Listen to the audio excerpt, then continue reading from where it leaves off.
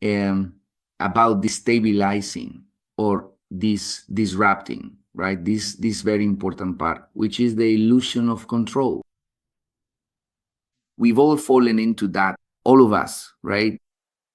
And many of us are still there. And it's not anyone's fault, okay? We can't look for someone to blame in the system. We can't, no. I just want to tell you that this is a key part of what we were basically taught as a mechanism of control, because it is a mechanism of control over society. So we're here to have an awakening. And that awakening is focused on making sure that each one of us truly understands this, no matter what, okay? So for everyone, my name is Juan Manuel Jimenez, a creator of prosperity, wealth, and abundance in the lives of many people, and in my own life as well. And today, my goal is to awaken from the hypnotic state of control and to lead from chaos, intuition, and truth. That's where we're going to work from, and that's how we're going to achieve important things. Leading really from the chaos indeed, right? And being a little more awake, because we're on autopilot. I just want to ask you a couple of questions, and I want you to just think about this. What if you discovered that your story, the story of your life, is being written or was written by hands you never knew? The story that you are living right now, okay? Whether it's because of the first truth I'm going to reveal to you right now, and that is control. Control becomes a religion of the system, and they make us obedient in the name of a supposed love, but in reality, it's fear. It's a fear completely disguised. In this chapter, I'm going to reveal some truths to you about control. And I know that most people probably can't handle this revelation and prefer to keep pretending rather than show their true selves, because many of us want to keep being loved by people who may not be genuine. Let me ask you another question. If your opinions, your achievements, your goals, and everything that has happened around you, even your wound shave, all been shaped to keep you docile, fitting in, and obedient, what would happen to you? In other words, I'm telling you that everything you set out to do, everything you fought for, has been synchronized. It has only been part of the control that has been imposed within you. Even the things you worry about so much have been part of that control. Just think about that. Everything you love, everything you try to keep under your control, in your power, is actually the domestication of the human being. And that's why it's so hard to break out of the same old patterns. I think the best example is the movie The Matrix, right? Or I don't know if you've seen the movie The Truman Show. There comes a point, if you haven't seen it, you have to watch it. There comes a point where he wants to escape and he wants to get on a plane, even though they instill in him a fear of flying. And he goes there thinking he can escape, but everything around him, his mom, his dad, his wife, his best friend, they're all part of the elaborate show. He tries to escape on a bus, and that's part of it too. In other words, he doesn't realize that everyone around him has been conditioned so that he obeys and stays under this control. So what I want to tell you with this very first truth is that obedience becomes the designated place, and the domesticated person becomes the one who truly inhabits this place in this case. That is us. We've always been taught that, and this chapter and this book we're writing breaks with all the patterns of everything we've prophesied and talked about for a long time. It's completely disruptive, because here I'm telling you to stop obeying, stop fitting in, stop seeking control, because these are the mechanisms that have brought us to the point where we are right now. Since we learned to speak, we were trained to fit in. They look to reward us.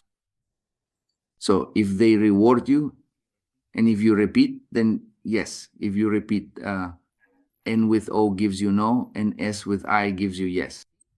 And so they reward you for that. Where you really need to look is at the mistake, and from the mistake, from that crack in the mistake, work, and from there, from that place, go and be more eloquent, be more inquisitive. And why like that? And why in that way? And why do I have to do it that way? This information is sensitive, guys. I have to tell you. It's sensitive in the sense that you should take all the good things. For me, everything is good, but I want you to be very aware with your children, okay? Because in my case, I have 3 children, and I seek obedience in every possible way. I want them to be consistent beyond what they want, without fear of making mistakes, without fear of seeking perfection. Because when we seek perfection, we stop doing things and develop a fear. I don't do this because I'm not doing it perfectly, and I'd rather prepare myself. And the worst mistake we make is talking every day about our plans and not doing absolutely anything, right? Has that happened to anyone? You talk and talk about what you're gonna do, and that's it. In the end, you don't do anything. The second truth is aimed at, let me see what people are writing here. Good evening. Good evening.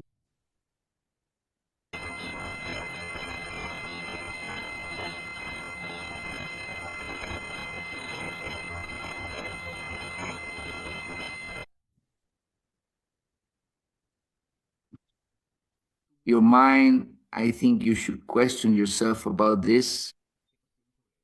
All your actions, everything you do around you was inherited.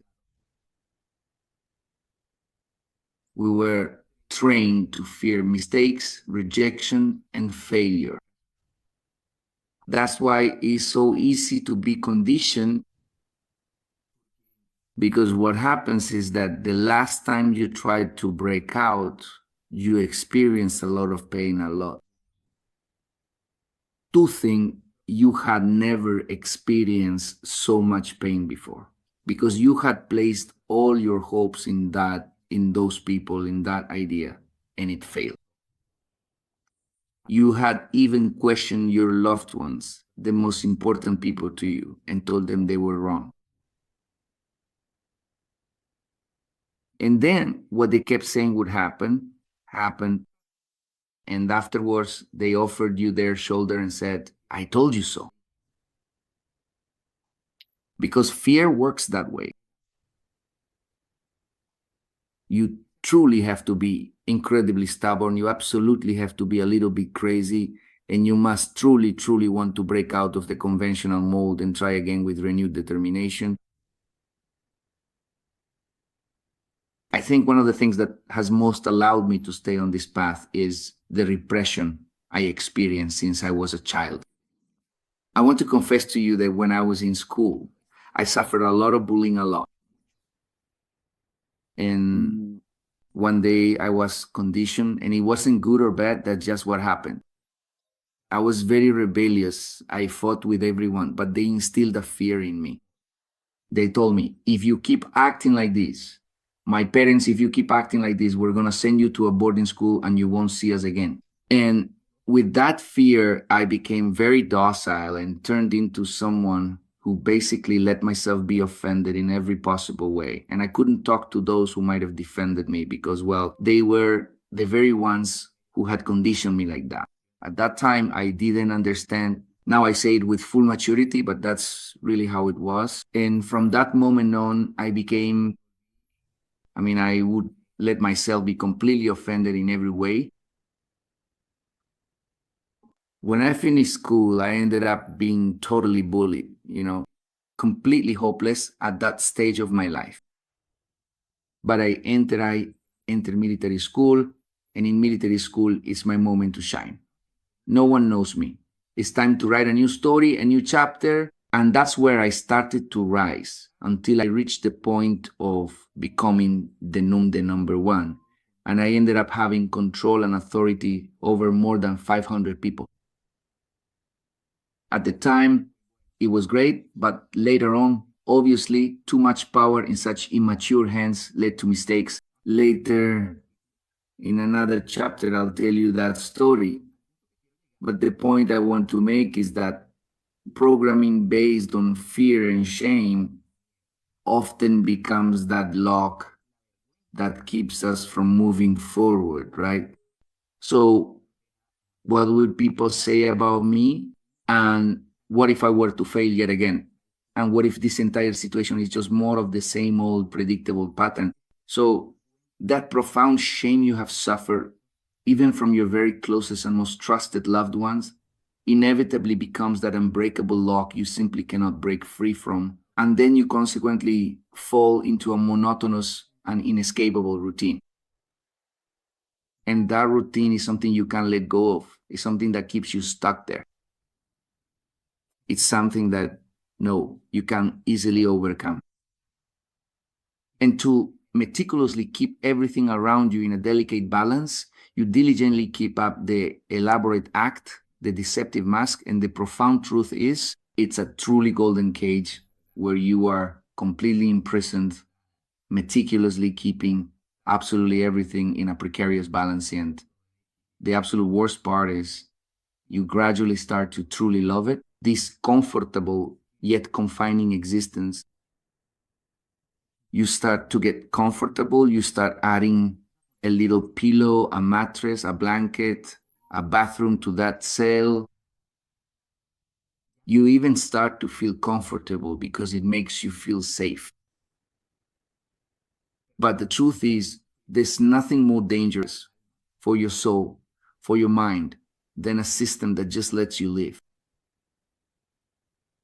I don't want survivors here. In this movement we're creating, I don't want people who are just surviving, who are just enduring, who are just putting up with things. What I want here are people who are truly willing to become that anomaly in the system. At least to try, but with all your soul, your being, your body, your energy, with every cell. Even if that's how we live, even if that's how we end our lives in that attempt, because it's worth more to try to keep yourself on that path, on that course toward achieving it, even if we never make it, than to be in a cage where you could never speak and express what you truly wanted. Your soul is screaming. I feel it. I sense it. Your soul is saying, no more. No more of this. I don't want this life anymore. But you know you have to fit in because that's the way to stay on track. I know exactly what you mean. I've definitely been there.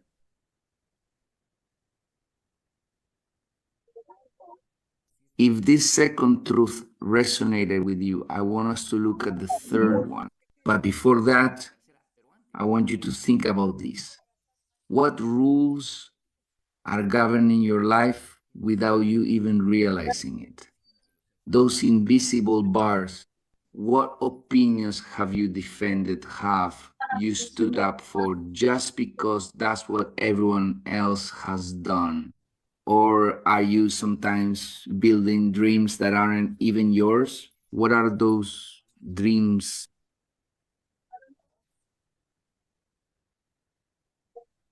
The third truth I want to reveal to you in this chapter called The Illusion of Control from the book we're writing together. And chaotic leadership with purpose is that you don't need bars. What you need is to stop looking outside, to have everything right there close by so you don't develop further, so you don't think more. So that idea you had grows dim. I mean, you blur it until it disappears. Cages aren't merely the physical bars you can touch and visually perceive. No, the cages are of the heart and soul. Our school, the university, supposedly taught us what to critically think about and how to effectively go about navigating the world. Our family is not their fault. I want you not to think that. Our family told us how to behave, what to say, and what not to say. Social media. Do you know what social media does? Social media tells you how to speak, who to associate with, what you should wear, what you should buy. And the job you currently have is a way of conditioning what you should look like. I've always said it very simply. Right now, I could be 6 years away from retiring from my traditional job, neither bad nor good. I acknowledge and congratulate my colleagues for that. But honestly, every day I thank God for having taken me there, even though I was the one who built that path, because I had two options left. Either I quit or they would fire me. Because I was so disillusioned with the system that I was already criticizing it. I was already making the system fail for me. So there was no other choice. So I was the one who built that myself. But it was that very awakening of information and telling myself, I don't deserve this. I can do so much more. I can achieve so many more things. It can't be that I'm the only crazy person in the world who wants something more. I got tired of just having life's crumbs, and I started going for the whole loaf. But all you really need is to be a soul on fire, a soul that's constantly burning. And every time you feel like you're falling apart, throw more wood on the fire, pour more gasoline on it so you keep burning bright. Even though your soul has been trying to communicate for a long time, you've never been able to express it because you've been trying to fit in. But here I'm telling you that this chaotic leadership, this movement we're creating, is taking us to a place where your inner voice is truly the one that speaks. It's your presidency. Right now, my spoken words sound like something you already possess, and that makes a great deal of sense to you. But I want you to rewrite the way you see things, and I want you to start feeling more, to notice more details. Everything you've said and everything you've done, everything up to this point has been perfect. Don't change a single thing. Because right now, I don't want you to start judging yourself. Oh, I should have done this. I should have done that. No, no, no. Everything has been perfect. Because remember, if it hadn't been this way, we wouldn't be having this conversation. The point I'm getting at is that I don't want you to keep thinking. Now, what I want is for you to act, because your first act of leadership was not to speak. Your first act of leadership has to be to think differently. From this very moment on, every single step you take, you are going to thoroughly question it, and you're going to deeply reflect on the profound truths I am revealing to you today. software as control. Those who do not know themselves are easier to control. Control is a religion. Just to be clear, I'm neither against nor in favor of any religion. I'm in favor of truth and information, and that's what you should follow. What I'm sharing with you now, you might not understand it at first. And it's okay to go back to the YouTube channel and review it again, to listen to it again. Go to iBooks, to the iBooks account. I don't know if they've already shared it with you, but on iBooks, where some of you are listening to me right now, the audios are also there, so you can listen to them. Let's move on to the fourth truth, everyone. We're already halfway through. How's the information so far? What do you think? Does what I'm telling you make sense? Does it really make complete sense? There you go. Very good. Great, great. Thank you. Thank you to everyone who's connected. Very good, very good. Excellent, excellent, everyone. Great, great. That's good, that's good. Guys, listen to this. Fourth truth. Chaos cannot be programmed.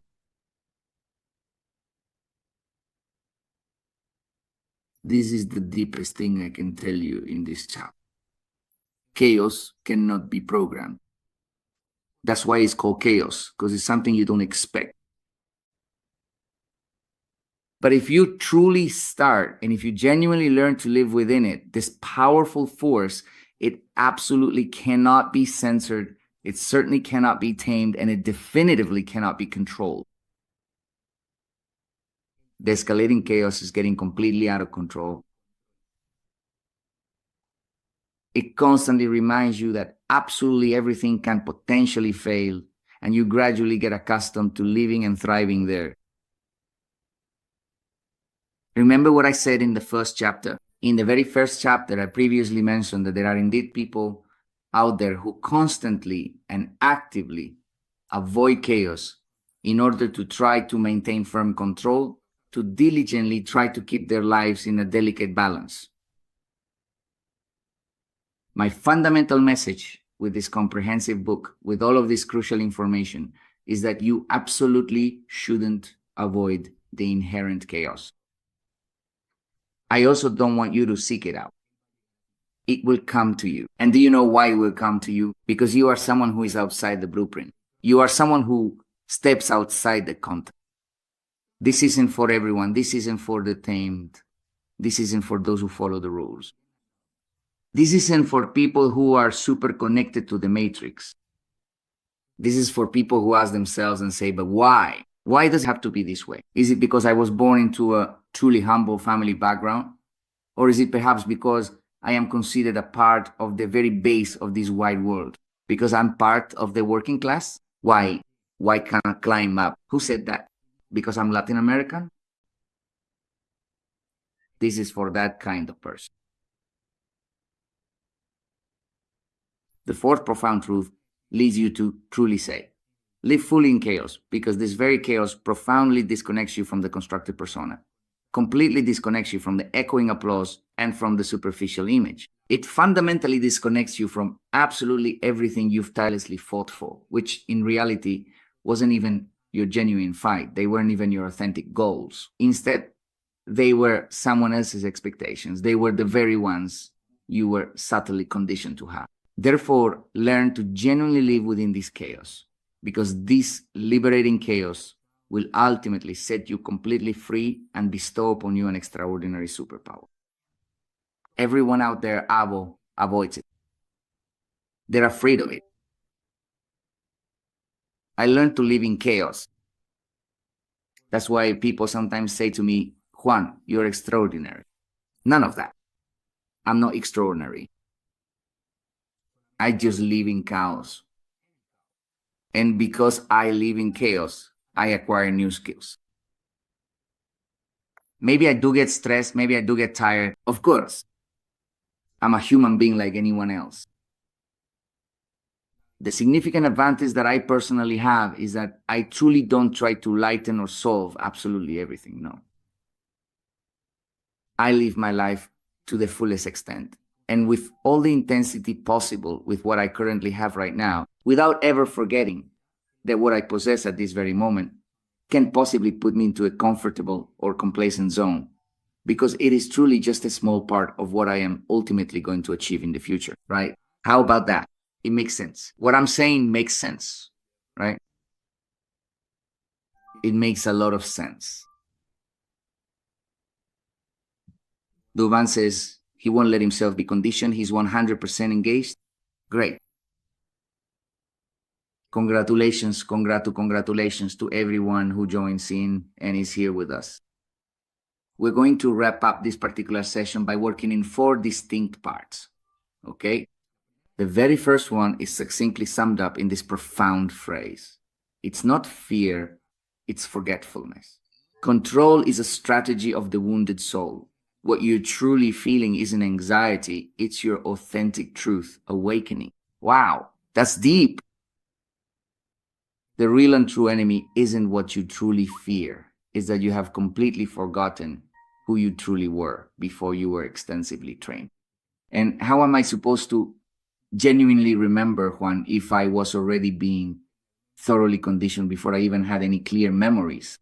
That's precisely why it's so incredibly hard to truly break free from it. Controlling is not a strength.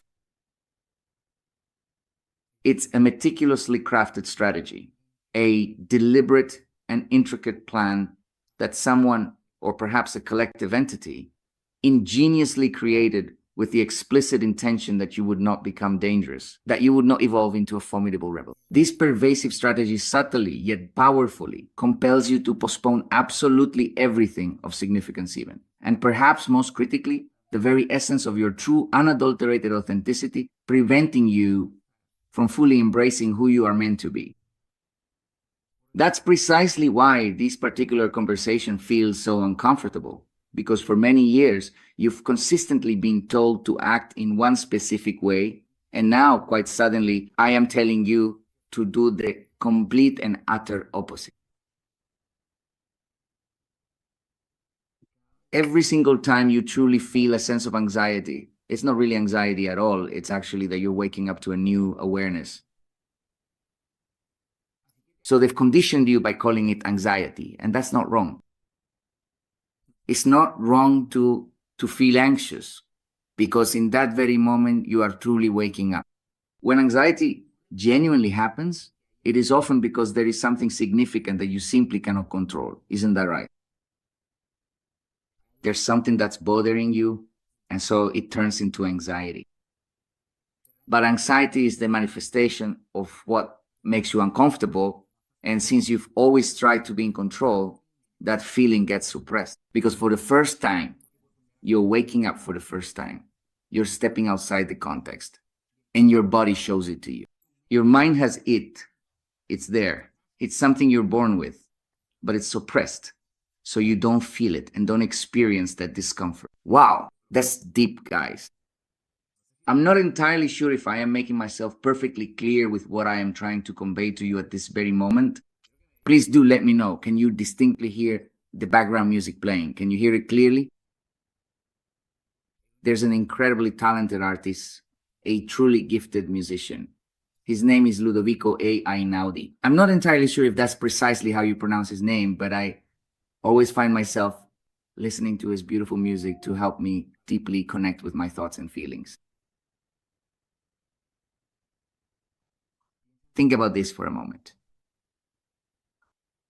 Remember, do you remember the exact moment you learned that being yourself wasn't enough? I'll ask you again. Do you remember the exact moment when being yourself, when you learned it, when you learned that being yourself wasn't enough? Imagine that being yourself in the fullest sense of what defines you so much today. Think about this. What promise did you make to be accepted? I'll give you an example. Let's go back to the example. I was the most combative in the class, the most rebellious. I didn't let anyone push me around. And under fear, under anxiety, I was conditioned. And what did that do to me? Maybe it extinguished a spark where I could have been different. Still, everything is written. But I made that solemn promise to be fully accepted, so I wouldn't be distanced or alienated from my parents. And that led me to a point for 5 years where I completely lost my essence. However, a soul that rebellious couldn't stay there. And that's why when I chose the military path, I once again set myself ablaze. The fundamental point I'm truly getting at with this profound conversation, with this significant chapter I am thoughtfully sharing with you, and the ultimate conclusion of all this crucial information is to genuinely make you deeply consider and truly think that control, in its very essence, has been nothing more than a deceptive mechanism of constantly and persistently lying to yourself about what you truly, authentically, and inherently should be pursuing in your life. No more of that control. I don't want you to stay stuck there any longer. I want you to fill yourself with strength and start pursuing right now and work every day so that your dream becomes a reality, so that you reach that goal. Forget about where you came from. Just set a single objective. And here comes the exercise. Listen very carefully to the exercise I'm about to give you. Take notes, because this is exactly how you're going to do this exercise. For many years, you've heard in trainings that you have to speak positively, that you have to talk in every possible way in the present tense about everything you're going to achieve. This exercise is different. You're going to put on your headboard, on the headboard where, let's see, where the first thing you see when you wake up, okay? And you're going to put the following phrase. Take note, please, because what you're going to do next. Listen carefully. You're going to write the following phrase. Today I am better than yesterday, but worse than tomorrow. Okay? Did you write it down? Today I am better than yesterday, but worse than tomorrow. And you're going to write down the 3 most important people in your life. 1, I have 4, I have 5. The 3 most important people in your life. 1, I have 2. Write down the 2. I have 1. Write down 1, a maximum of 3. And the rest will be the consequence of truly making things happen with those 3. There are 2 types of motivation, pain and pleasure.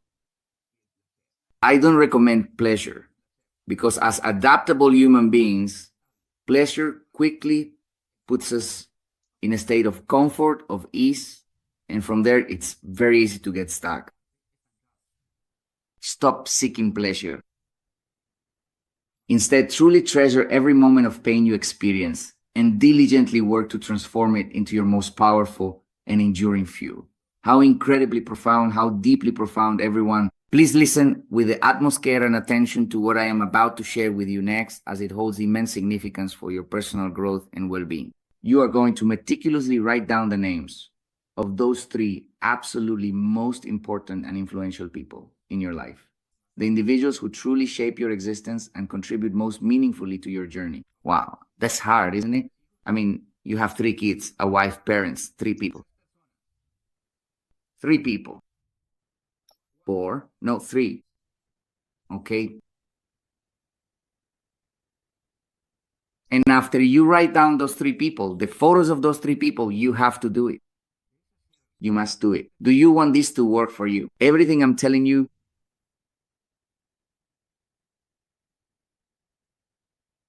And you're going to read the phrase and say, today you are better than yesterday, but worse than tomorrow.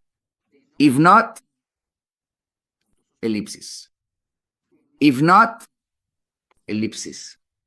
You are going to place a sheet of paper under each of these people, and you are going to project the goals you have with this person, but you are going to do it in the negative. If not, you complete it, for example. If not, my son Juanjo won't be able to become the successful soccer player he wants to be and that I want him to be, for example. If not, my beloved daughter Samantha will not be able to fully achieve her dream of becoming the professional ballet dancer she has always wanted to be. If not, my beloved daughter Noelia will inevitably repeat the very same disheartening cycle of what I am currently living through today. This is a truly arduous and relentless cycle, one that is perpetually full of profound scarcity, overwhelming need, repeated and crushing failure, and countless frustratingly failed attempts to break free from its grasp. If not, my dear mom will absolutely never be able to truly become self-sufficient and will unfortunately have to work her entire life, which is a very sad prospect. If not, my beloved wife, Ana Maria, will never truly be able to fully develop herself professionally, as she has always profoundly desired and passionately wanted, okay? Like that.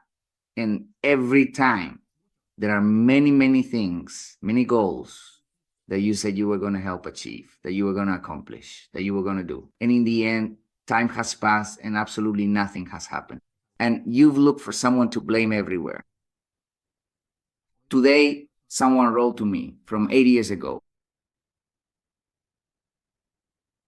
I told them, we're going to make it. We're going to do it. 8 years later, Juan, you promised me that. And I said, that's true. But what have you really done in these 8 years?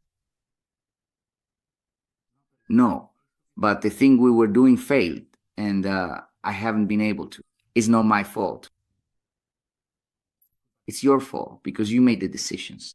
And if those decisions have brought you to this point, looking for someone to blame without ever taking full responsibility that everything happening around you is your fault, you haven't learned. What you've lost hasn't been enough. And now, not only have you lost money, now you've lost time. Because based on that truth, you've conditioned the last 8 years by lying to yourself about what you really should have done. And so now you make excuses that everything that's happened in your life has been because of that. You haven't been able to break out of that loop, and you've stayed at that point. And how sad it is that 8 years have gone by and your life is still the same or even worse.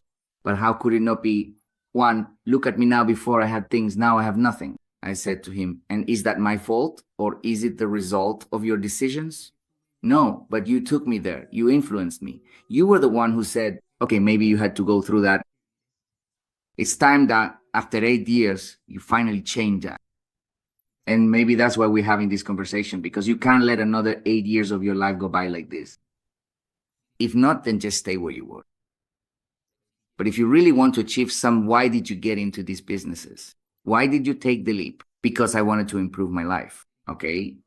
And what did you do? No, I completely improved. Perfect. That's normal. Because the times a person tries, they lose control and then end up right back where they started.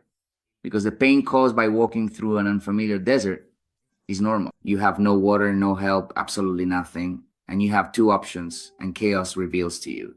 Was it true that you wanted to fight and go all in, or was it really just a failed attempt, and now you're completely under control?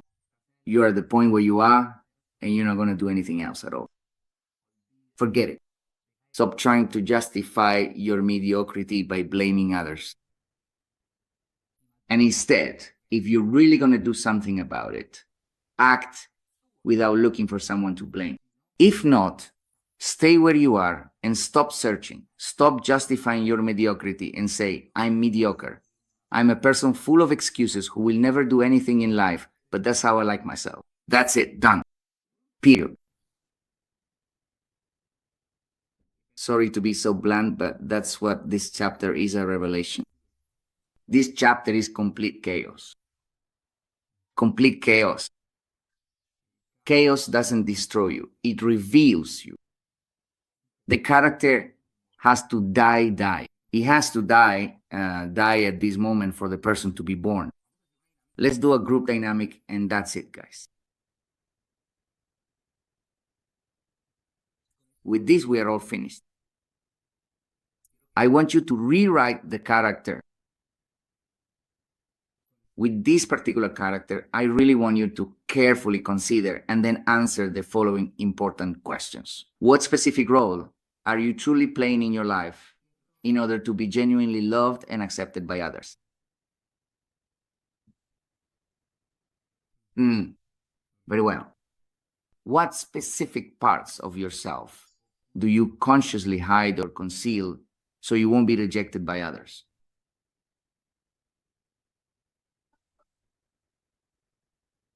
Now consider this one. What exactly would happen if you completely stopped acting today, right now? Tough, right? Part 4, and the final part, folks, of this chapter. And it comes down to this: the false leader. The one who needs to control is not yet a leader. To lead is to stand naked before chaos and not run away from it. It's not the one who has the answers, but the one who dares to ask themselves questions that others can handle. It's not the one who maintains the image, but the one who breaks that image. Because authenticity, which you may have unfortunately lost with absolutely no guarantee of ever truly regaining that inherent strength, ultimately becomes your undeniable and absolute truth.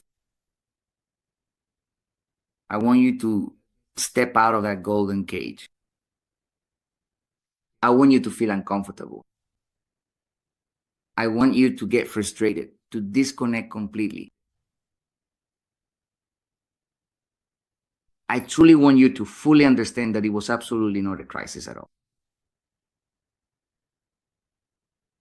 It was your very soul truly living for the very first time outside of that confining cage.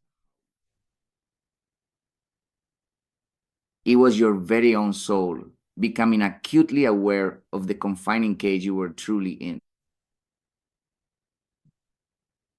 If everything I've said makes sense to you today, I want you to know that you're waking up. And that's okay.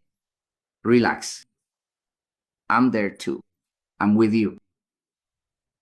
We are a couple, and perhaps many caged birds in that seemingly perfect cage where absolutely everything is provided. But in the end, you're truly missing the most valuable and essential thing in life. In the end, you're missing the very essence of your existence, the unique and profound reason for which you were originally created. And if you're a bird, your natural inclination is to truly fly. And I don't judge you because you feel inside that something is missing. But you were born in captivity. For that very reason, the only familiar place you truly know and that genuinely gives you a sense of security is that comfortable, golden cage, where you've always had absolutely everything. Maybe not in the abundance you would have liked, but deep inside, there's a small, courageous bird that truly wants to fly and possesses the powerful wings to accomplish it, but is still quite afraid. And sometimes you've made a few brave attempts because the door is wide open and you've ventured out and unfortunately gotten quite hurt.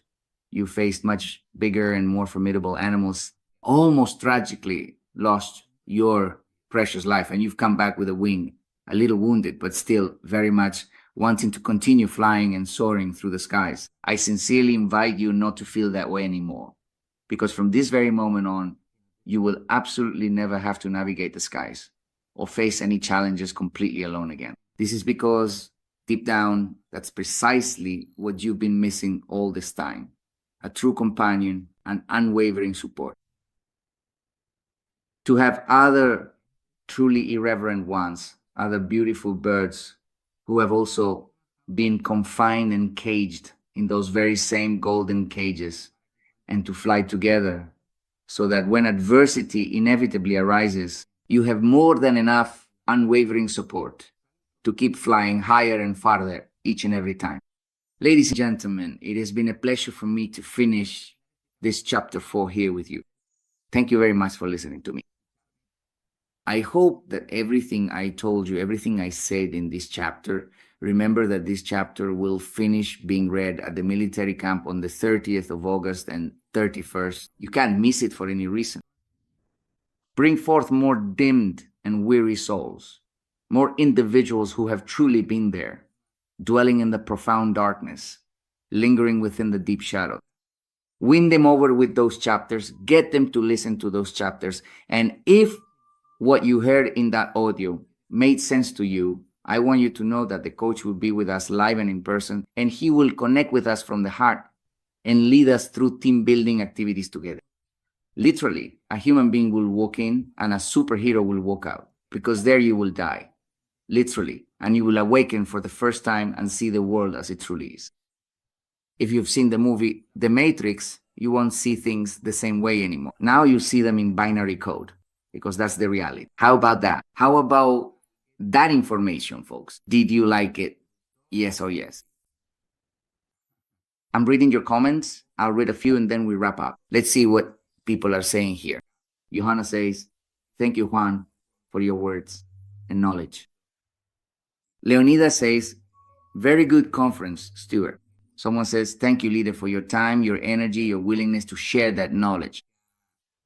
Someone here says, girl, I've taken quite a few hits, but I won't do it again. Great. Someone says, Stuart, guilt is the feeling parallel to frustration. It comes from the ego. It's a conversation of a wounded ego. There are no guilty parties. Guilt is neither yours nor mine, but responsibility is entirely ours. Very good. Very good. Martin says, today I'm better than yesterday, but worse than tomorrow. And to put the three people most, exactly. And right below that, you're going to write, if I don't achieve it, if I'm not better today, this is what will happen. And under pain, we will move. Chaos and order are just two extremes of perception in a dual universe like ours. Perception is the unity, and the duality of that unity would be chaos and order. They are the same, but they change depending on the subjectivity of the one experiencing them. Correct. Very, very much to the point. Very much to the point. Very good. Stuart. Lucio says, thank you, Juan. Interesting and thought-provoking experience. Jennifer says, thank you. Today we break the cage. Martin says, really thank you so much, Juan, because sometimes these topics make us afraid to interact and manage our own reality. That's right, everyone. Everyone, thank you so much for joining me. I know there are people listening to me until midnight. Until. It's 11 already, right? Until 11 at night. And to those who are listening on this side of the hemisphere, thank you so much. Have an excellent day, an excellent night, and may you be prosperous, abundant, and wealthy. Remember, this was Juan Manuel Jimenez speaking to you, creator of wealth, abundance, and prosperity. See you in the next episode. Don't miss it. We'll be in tune this coming Wednesday. Take care and see you soon. Bye-bye.